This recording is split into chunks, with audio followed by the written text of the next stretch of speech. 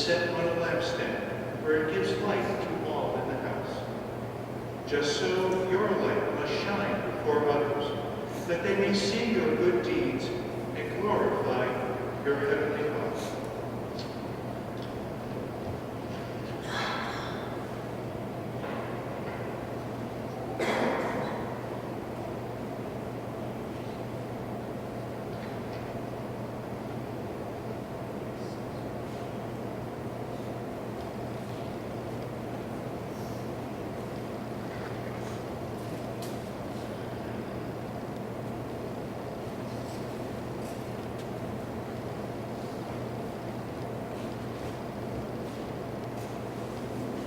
I can never understand this reading. What's so important about salt? It's easy to buy, it's inexpensive, you throw it on the ice to melt it. And when you go out to eat, it's on every table in the restaurant. But when we put ourselves in the Middle East 2,000 years ago, we then understand what Jesus is telling us. Salt was extremely important, had many purposes, sometimes was even used as currency. Jesus did not say that you might be, or you can be, or we will be the salt of the earth. No, he said we are the salt of the earth. And it is through our baptism that we become the salt of the earth. But what does that mean to be the salt of the earth? Salt enhances the flavor of the food it seasons. We, the followers of Christ, need to stand out as those who enhance the flavor of life. We Christians should be an influence on the world for good, just as salt is a positive influence on the flavor of the food seasons.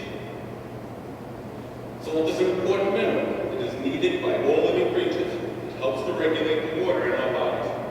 Too much can be harmful to us.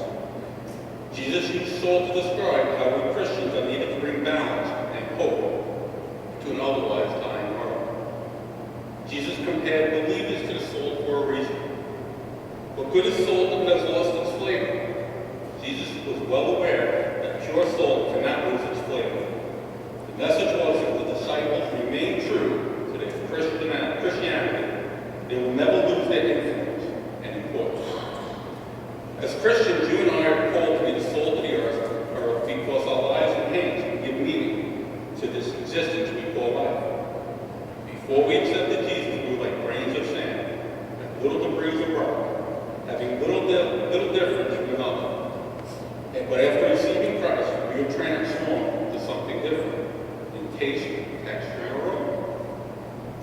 Once a Christian has lost his gusto, his fervor, then what is the difference between the grain of sand they once were and the so-called salt they are now?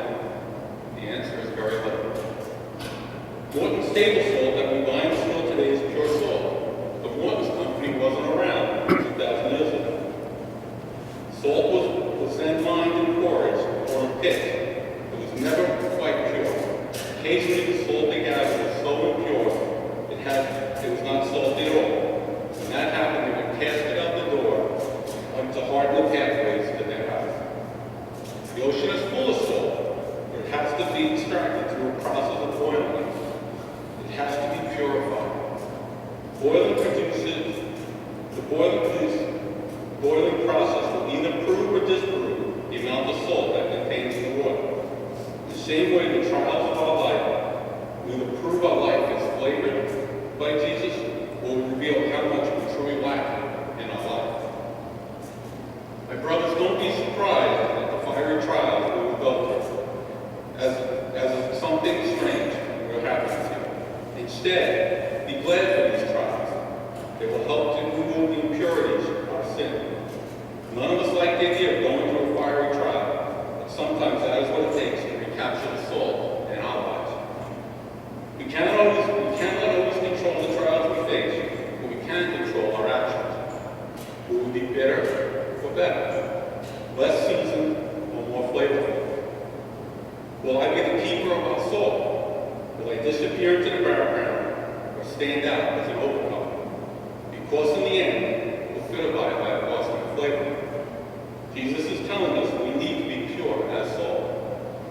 When Jesus says you are the salt of the earth, he is saying, be authentic, be the real deal. Our lives cannot be measured. Our lives cannot be a mixture of sin and impurities. We must be true to our baptismal promise So, brothers, how authentic are we?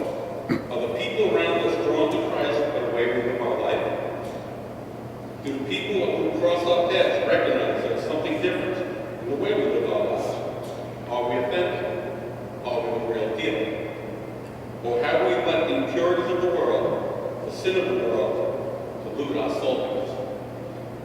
Others shouldn't see us as just one more in the crowd, but as a seasoning that brings joy and help to others, to see the benefits of knowing Christ.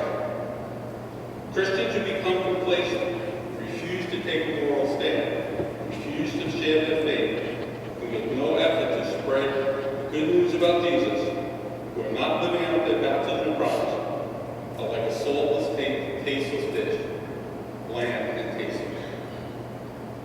For the followers of Jesus to be the salt of society means we are deeply concerned with its well-being. We preserve the values and moral principles. We give meaning where there is no meaning. Give hope where there is no hope. We add taste and flavor to the common life. I once saw a Peanuts cartoon where Peppermint Patty was talking to Charlie Brown. And she said, "Guess what, Chuck? Today was the first day of school, and I got sent to the principal's office. And it's your fault, Chuck." "My fault? Why is it my fault? How could it be my fault?" She said, "You're my friend, aren't you, Chuck?" I said, "Yes. You should have been a better influence on me then." While Peppermint Patty was seeking to pass the buck, she was right. We always need to get positive influence on the people we meet. What type of influence are we on those in our life? Are we to be the salt of the earth? Yes, salt is seasoning, deserving, but unless it is brought into contact with another object, its influence is wasted. Salt needs to become invisible to have a visible effect. Salt by itself is nothing. When it's rubbed into meat, or added to food, it becomes invisible, and then becomes what is intended, influencing the flavor. Brothers, are we living out our baptismal life and having a visible effect on the world? Are we bringing the flavor of Jesus to the people we are meeting daily? Are we the salt of the earth? Or is our salt just sitting on a shelf in a shaker of no use? Have you ever made the mistake of putting too much salt on your food?